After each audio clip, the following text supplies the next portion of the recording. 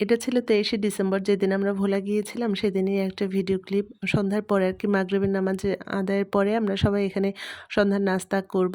বেশিরভাগ ছেলেরাই তখন বাসার বাইরে আছে। আপনাদের ভাইয়া দুলাভাইয়ের সঙ্গে ক্লাবে আছে। আগামী দিন তো বরযাত্রী, এ কারণে তারা ক্লাবে।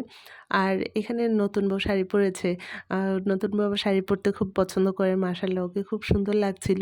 তো সন্ধ্যার নাস্তার পর্ব শেষ করার পরে সবাই এখন আমরা এইখানে বসে গল্প করছিলাম। বিয়ে বাড়িতে তো মানুষজন দিয়ে ভরা। যেই রুমে যাই সেখানেই মানুষজন। তো বাচ্চাদেরকে নিয়ে আমরা এই পাশে ছিলাম। আর সিনোয়ারকে এই ১ম আমি দেখলাম, আমার মামাতো দেবরের ছেলে। আর এর আগে ওকে আমি ছবিতে দেখেছি, সরাসরি এই ১ম দেখলাম। আর আমার ২ ছেলেকে তো খুঁজেই পাওয়া যাচ্ছিল না।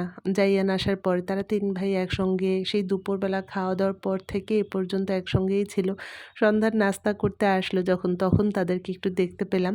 তো এরপরে আমরা সবাই সবাই বলতে আমি, আমার ননদ আর নতুন বউ ৩ জন এসেছি ক্লাবে। তো ক্লাবের যে ভেন্যুটা ওটা দেখতে এসেছে নতুন বউ, যে কিভাবে সে যা আরকি আ যেভাবে সাজাতে বলেছিল সেভাবে সাজিয়েছে কিনা এটা দেখতে এসেছে। এসে দেখে যেভাবে আরকি যেই ফুলগুলো দিতে বলেছিল সেগুলা দেয়নি। তো এই যে ফটো বুথটা যেভাবে সাজাতে বলেছিল তারা সেটাও সেভাবে সাজায়নি আরকি। সাদা ফুলটা তাদের কাছে একটু কম ছিল। তো এরপরে এটা দেখে তো নতুন বউয়ের মনটা খারাপ হয়ে গেছে। আবার সবকিছু তারা বলল যে চেঞ্জ করে দিবে।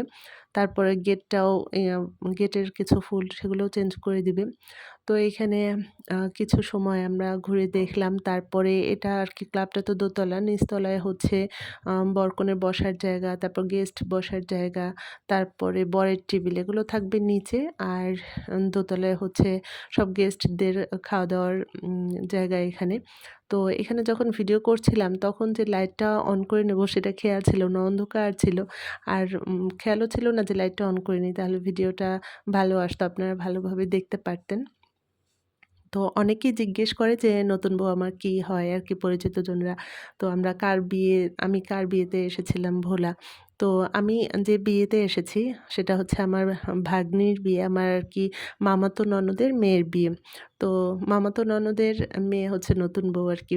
তো আমরা ওদের বাসায় এখন আসার পর ওদের বাসায় উঠেছি। তবে রাতের বেলা খাওয়া-দাওয়া করে এখন আমরা আমার মামা শ্বশুরের বাসায় চলে যাব। আমার মামা শ্বশুরের বাসা আবার এই ক্লাব থেকে একদমই কাছে, হেঁটেই আসা যায় এত কাছে।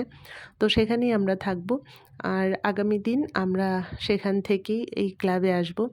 তো এইখানে বরের টেবিলটা এখনো সাজানো হয়নি আরকি। সবকিছুরই কাজ চলছে। রাতের মধ্যেই তো সবকিছু কমপ্লিট হয়ে যাবে। তো একটু ভিডিও করে আপনাদের সঙ্গে শেয়ার করলাম। তারপরে আমরা বাসায় এসেছি। বাসায় যখন এসেছি তখন বেশ রাত হয়ে গেছে। তো এরপরে খাওয়া-দাওয়া করে আমরা চলে যাব আমার মামা শ্বশুরের বাসায়। তো এরপরে আবার আগামী দিন তো বউ নিয়ে যাবে। আগামী দিন আবার আসবো এই বাসায়। দেখা করে যাব সবার সঙ্গে। অনেকদিন পর ভোলায় এসেছি, ভালোই লাগছে। ভোলা যেভাবে ভেবেছিলাম যে অনেক ঠান্ডা পড়বে, আসলে সেইরকম ঠান্ডা ছিল না। আর আমি তো শাল তারপরে সোয়েটার সবই নিয়ে এসেছি। কিন্তু সেরকম ঠান্ডা ছিল না। আর এখন এই যে বরিশালে আসার পরে আমরা ভোলা থেকে যে বরিশালে এসেছি, যেদিন তার পরদিন থেকে এত পরিমাণ ঠান্ডা।